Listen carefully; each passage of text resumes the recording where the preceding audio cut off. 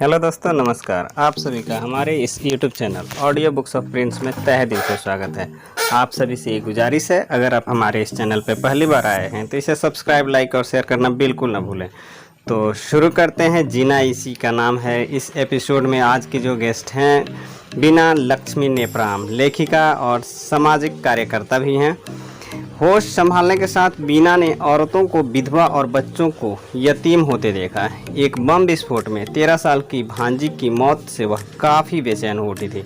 यह सब उनके जेहन पर नक्श होता गया।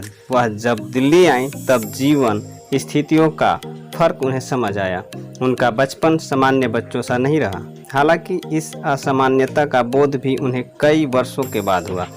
तब तक वह बचपन की दहलीज पार कर चुकी थी और इम्फाल से सटे अपने पुश्तैनी गांव से हजारों किलोमीटर दूर राजधानी दिल्ली पढ़ने आ गई थी। बीना लक्ष्मी नेप्राम दरअसल देश के उस बदनसीब इलाके में पैदा हुई जहां खून खराबा, यौन हिंसा आदि वारदातें रोज़मर्रा की ज़िंदगी का हिस्सा थी। म्यांमार की सीमा से लगे मणिपुर में दर्जनों की संख्या में चरमपंथी सामूहिक सक्रिय थे और वहां आए दिन बम विस्फोट होते थे या सुरक्षा बलों से चरमपंथियों की मुठभेड़ होती रहती थी।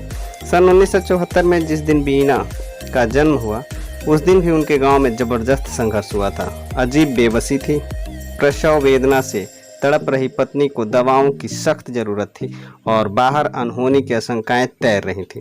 बीना के पिता अपनी जान हथेली पर रखकर किसी तरह दवा जुटा पाए थे।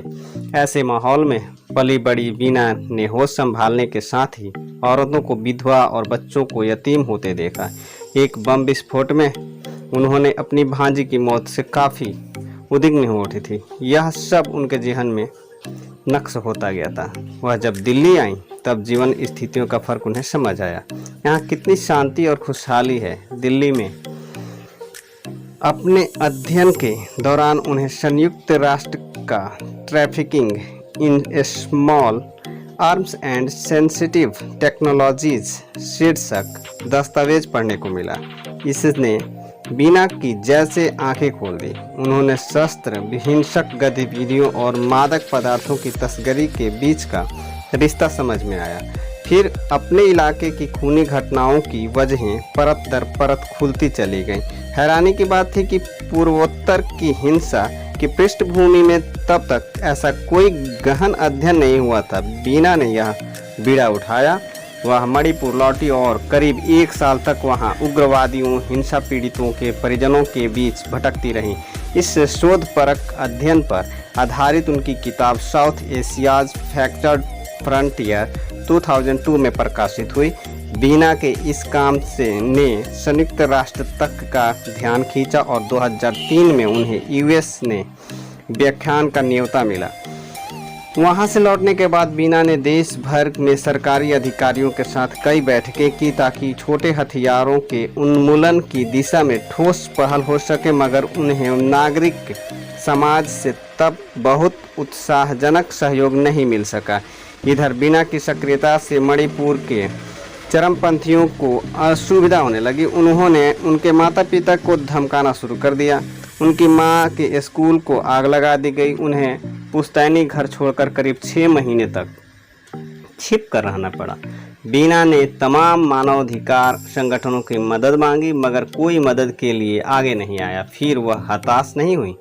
सन 2004 की बात है। क्रिसमस पूर्व की शाम थी। बीना इम्फाल से सटे गांव में अपने शोध के सिलसिले में कुछ महिला कार्यकर्ताओं से बातें कर रही थी। अचानक गोलियों की आवाज़ ने शाम के सन्नाटे को चीर दिया। चंद सेकेंडों में 24 साल की रेबिका विधवा हो गई थी। परिवार को कुछ पता न था कि किसने और क्यों उसके पति को मारा। वहाँ बस रेबिका की माँ की चित्कार थी, अब मैं कैसे तुम्हें खिलाऊंगी? जालिमों ने तुम्हें भी नहीं क्यों न मार डाला?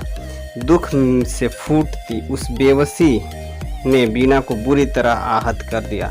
उन्होंने रेबिका की मदद के लिए फौरन 4500 रुपये जुटाए और उसे एक सिलाई मशीन दिलवाई ताकि वह अपने लिए इज्जत की रोटी कमा सके। बीना ने उसी साल control arms foundation of India की शुरुआत की ताकि लोगों को हथियार मुक्त जीवन